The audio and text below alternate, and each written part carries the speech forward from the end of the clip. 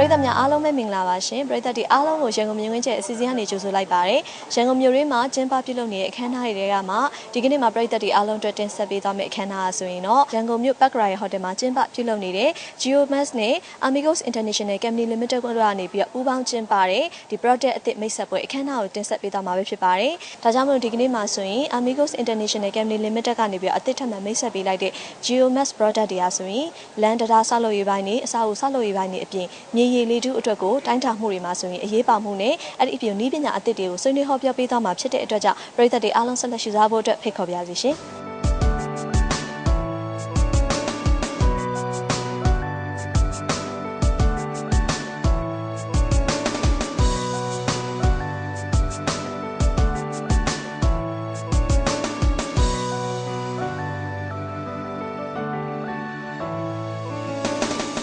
Amigos International Company Limited နဲ့ Geomass တို့ပူးပေါင်းပြီးရန်ကုန်မြို့ပတ်ခရာရဲ့ဟိုတယ်မှာကျင်းပပြုလုပ်တဲ့ Geomass Surveying Instruments မြေတိုင်းပစ္စည်းများမိတ်ဆက်ပွဲအခမ်းအနားကိုစီးပွားရေးနဲ့ပညာရေးစတဲ့နယ်ပယ်အသီးသီးမှလုပ်ငန်းရှင်များတာဝန်ရှိသူများလုပ်ဖော်ကိုင်ဘက်များမြေတိုင်းပစ္စည်းများနဲ့နည်းပညာများကိုစိတ်ဝင်စားလေ့လာလိုသူများ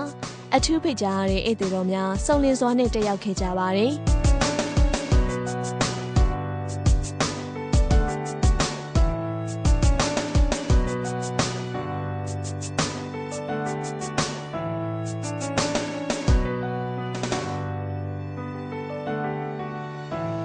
အခမ်းအနားကိုစတင်ဖွင့်လှစ်ကြောင်းကြေညာပြီးတဲ့နောက်မှာတော့ Amigos International Company Limited ရဲ့ Managing Director ဦးညီညီမင်းမှနှုတ်ခွန်းဆက်စကားပြောကြားပေးခဲ့ပါတယ်။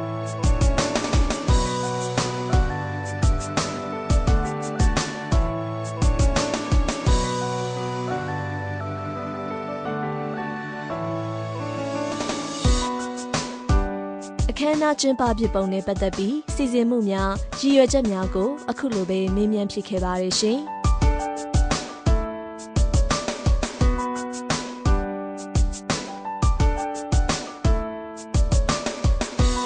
အကုန်မင်္ဂလာပါရှင်။ဟုတ်မင်္ဂလာပါခင်ဗျ။ဟုတ်ကဲ့ရှင်ပထမဦးဆုံးအနေနဲ့ Amigos International Company Limited နဲ့ပတ်သက်တဲ့အကြောင်းအရာတွေမိတ်ဆက်ပေးပါအောင်ရှင်။ဟုတ်ကျွန်တော်တို့ Amigos International Company Limited ကကျွန်တော်2010မှာစပြီးတော့ကျွန်တော်တည်ထောင်ပါတယ်။အခုဆိုရင်ကျွန်တော်2015ဆိုတော့ကျွန်တော်9နှစ်ရှိပြီပေါ့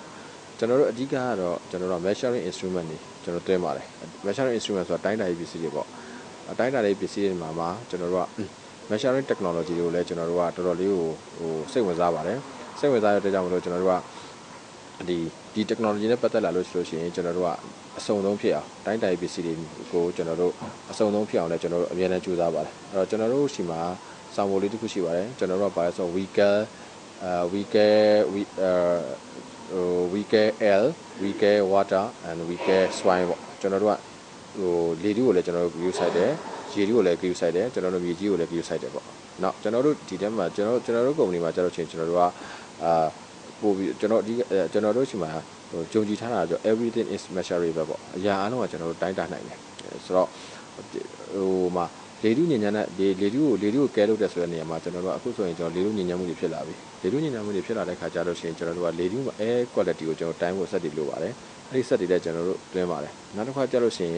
ဒီရေတူးညဉ့်ညံမှုတွေဟိုကလည်းတွေ့မှာပေါ့ကျွန်တော်တို့မန္တလေးညတောင်တမန်အင်းမှာဆိုရင်ကျွန်တော်တို့ငားတွေအများကြီးတည်သွားတယ်ဆိုတော့ BOD value တွေများတဲ့အတွက်ကြောင့်မလို့ကျွန်တော်တို့ရေတူးညဉ့်ညံမှုတွေဖြစ်တဲ့ခါကျတော့ရှင်ကျွန်တော်ရေတူးညဉ့်ညံမှုကိုကျွန်တော်တို့အချိန်နဲ့တပြေးညီတိုင်းတာလို့ရအောင်ကျွန်တော်တို့ water quality testing monitoring testing equipment တွေလည်းကျွန်တော်တို့ရှိပါတွင်းပါတယ်။နောက် swine နဲ့ဆိုလို့ရှိရင်တော့တိကျတဲ့အတိုင်းပဲမြန်မာနိုင်ငံကအဆောက်အုံတွေအများကြီးစောင့်နေပါတယ်။ဆိုတော့အဆောက်အုံတွေအများကြီးစောက်တဲ့ခါမှာကြာချင်းတရားတွေစောက်တယ်လမ်းတွေစောက်တယ်ကျွန်တော်အထက်မြင့်တွေစောက်တဲ့ခါမှာ swine ရဲ့ကြက်ခံမှုကိုကျွန်တော်တီးဖို့လိုပါတယ်။အဲ့တော့ swine ရဲ့ကြက်ခံမှုကိုတီးဖို့အတွက်ကိုကျွန်တော်တို့ကကြာလို့ရှိရင်ကျွန်တော်တို့ swine တို့ concrete တို့ဒီခံနိုင်ဝင်ကိုစမ်းသပ်တဲ့ကျွန်တော်တို့ပစ္စည်းတွေဖြစ်တဲ့ကျွန်တော်တို့ trizel တို့နော် CBR တို့နောက်တစ်ခါကျလို့ရှိရင် piezometer တို့ဒါတွေလည်းကျွန်တော်တို့ကတွင်းပါတယ်ကျွန်တော်တို့အထက်အမြင့်အဆောက်အဦတွေစောက်တယ်ကျွန်တော်လမ်းတွေဖောက်တယ်ကျွန်တော်တို့တရားတွေစောက်တယ်အဲဒါဆိုရင်အဆောက်အဦရဲ့ခံနိုင်ဝင်ကိုကျွန်တော်တို့သိအောင်ဆိုပြီးတော့ကျွန်တော်တို့ကဒီတိုင်းတဲ့ပစ္စည်းတွေမြေစမ်းစမ်းတဲ့မြေရဲ့ခံနိုင်ဝင်အောင်စမ်းတဲ့ကျွန်တော် trizel တို့ CBR တို့စားချက်ပစ္စည်းတွေလည်းကျွန်တော်တို့တွင်းပါတယ်နောက်အဓိကရဲ့ကျွန်တော်တို့ business ကတော့ကျွန်တော်တို့က surveying instrument တွေပါမြေတိုင်းပစ္စည်းတွေပါမြေတိုင်းပစ္စည်းတွေဆိုလို့ရှိရင်ကျွန်တော်တို့ကဒီအခုခေတ်မြန်မာပြည်မှာကျွန်တော်တိဆောက်ရေးလုပ်ငန်းတွေများတဲ့အခါမှာမြေတိုင်းပစ္စည်းတွေရဲ့အရေးပါမှုကလည်းအခန်းကဏ္ဍလည်းတော်တော်လေးအရေးပါပါတယ်အဲ့အတွက်မှာဆိုလို့ရှိရင်ကျွန်တော်တို့ကဒီမှာ Switzerland နိုင်ငံရဲ့ကျွန်တော် GeoMass အမှတ်တံဆိပ်ကျွန်တော်တို့ total station တွေ GPS တွေ RTK GPS တွေ zero light တွေကျွန်တော် auto level တွေ digital level တွေအစရှိတဲ့ကျွန်တော်တို့ပစ္စည်းတွေလည်းကျွန်တော်တွင်းပါတယ်ပစ္စည်းတွင်းရုံနေမဟုတ်ပါဘူးကျွန်တော်တို့ကပစ္စည်းတွင်းရုံနေမဟုတ်ပါဘူးကျွန်တော်တို့က after sales service လို့ခေါ်တယ်ဒီပစ္စည်းတွေကိုကျွန်တော်တို့ကဝန်ဆောင်မှုပေးပါတယ်အဲ့တော့ပြန်ပြင်ပေးတယ် calibration center ထားပြီးတော့ဒီပစ္စည်းတွေကိုကျွန်တော်ဝန်ဆောင်မှုပေးပါတယ်ပြန်ပြင်ပေးပါတယ်နောက်တစ်ခါကျတော့ရှင် technology တွေပေါ့နော်ဒီကျွန်တော်တို့ MCE လို့ခေါ်တဲ့ကျွန်တော်မြန်မာနိုင်ငံဆောက်လုပ်လုပ်ငန်းရှင်များအသင်းနဲ့ပူးပေါင်းပြီးတော့ကျွန်တော်တို့ကဒီဟိုမြေတိုင်းမျိုးဆက်တွေပေါ်ထွန်းရေးအတွက် Young Blood တွေ Young Generation တွေပေါ်ထွန်းရေးအတွက်ကျွန်တော်တို့ကတင်တန်းနေတယ်ဖွင့်ပါတယ်မြန်မာနိုင်ငံ Geoscience Society ပေါ့မြန်မာနိုင်ငံဗဟိုသိပ္ပံအသင်းနဲ့ကျွန်တော်တို့ကပူးပေါင်းပြီးတော့လည်းကျွန်တော်တို့ကမြေတိုင်းပညာရှင်မျိုးဆက်တွေကျွန်တော်ပေါ်ထုတ်အတွက်ကိုကျွန်တော်တို့ကတင်တန်းနေကျွန်တော်တို့ကအပို့ချပါတယ်ခင်ဗျဆက်လက်ပြီးအခမ်းအနားမှာ Shaping Smart Chain GeoMass ဆိုတဲ့ခေါင်းစဉ်နဲ့ GeoMass ရဲ့ဖွဲ့စည်းပုံများ GeoMass Product များအကြောင်းကို GeoMass AG မှ Regional Sales Manager Mr. Yu Hansang မှ Presentation နဲ့တကွရှင်းလင်းပြောကြားပေးခဲ့ပါတယ်။အဲဒီနောက်မှာတော့ကြေးတိုင်နဲ့မြေစင်းဦးစီးဌာနအငိမ့်စားညွှန်ကြားရေးမှူးဦးစောလိုင်မှ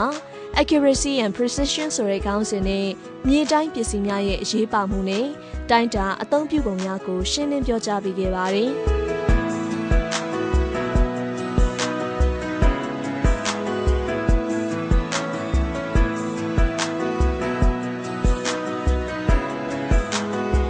ဆက်လက်ပြီးအခမ်းအနားမှာကြွရောက်လာတဲ့ဧည့်သည်တော်များနဲ့ customer များကိုကျေးဇူးတုံ့ပြန်တဲ့အနေနဲ့ Amigos International Company Limited မှ product များကိုမဲဖောက်ကန်ဆန်းပေးခဲ့ပါတယ်။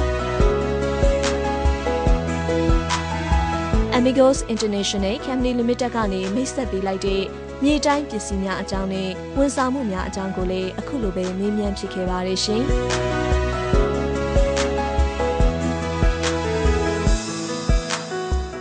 အကုန်မင်္ဂလာပါရှင်။ဟုတ်ကဲ့မင်္ဂလာပါ။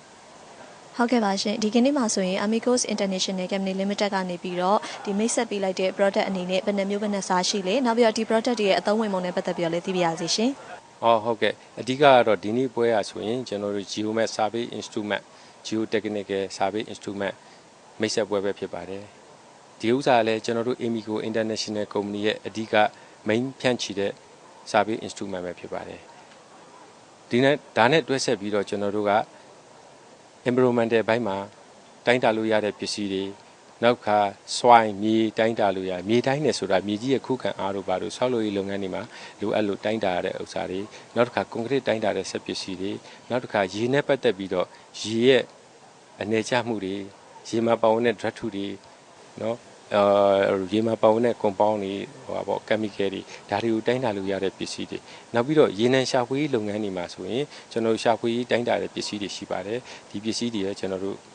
ဖြန့်ချိပါတယ်နောက်တစ်ခုဘာတွေထပ်မိတ်ဆက်လဲဆိုရင်ကျောင်းတွေမှာဆိုရင် geology နဲ့ပတ်သက်ပြီးတော့ geology သုံးကျွန်တော်တို့ကျောင်းသားတွေသုံးတဲ့ပစ္စည်းတွေနောက်တစ်ခါ microscope လက်တွေ့ကမ်းမှာဓာတ်ခွဲခန်းတွေမှာသုံးတဲ့ပစ္စည်းတွေနောက်ပြီးတော့ကျွန်တော်တို့